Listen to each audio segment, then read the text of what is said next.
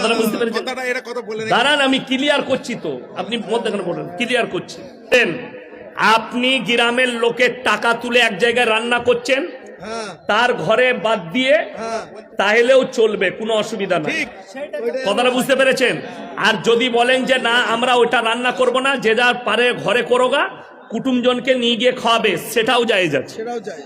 কিন্তু যার বাড়িতে মাইয়াত হয়েছে তার বাড়িতে খরচা করে রান্না খাওয়ানোর শরীয়তে জায়েজ নাই। রাসূলের স্পষ্ট হাদিস আছে, যার বাড়িতে মাইয়াত হয়েছে 3 দিন তার বাড়িতে চুলা জ্বলতে দেওয়া না। শুধু সেই দিনটা নয়, আপনি মেহমানকে খাওয়ালেন নয়, 3 দিন তার বাড়িতে তার প্রতিবেশীর হক যেন চুলা না জ্বলে। তার পারের লোক কালকে ভাই রান্না করো না, আমরা আমার বাড়ি থেকে তোমাদিকে খাওয়াবো, এটা খাওয়াতে হবে। তার ডাইনের, তার বাঁয়ের। আপনি এবার ভালো, আপনি এটা বললেন আমরা 50 জন টাকা দিলাম, 1 কেজি করে চাল, 200-100 কোটি টাকা দিলাম, দেওয়ার পরে রান্না করলাম, 500 লোকের রান্না হইলো, আপনি ভালো করে বুঝে যান।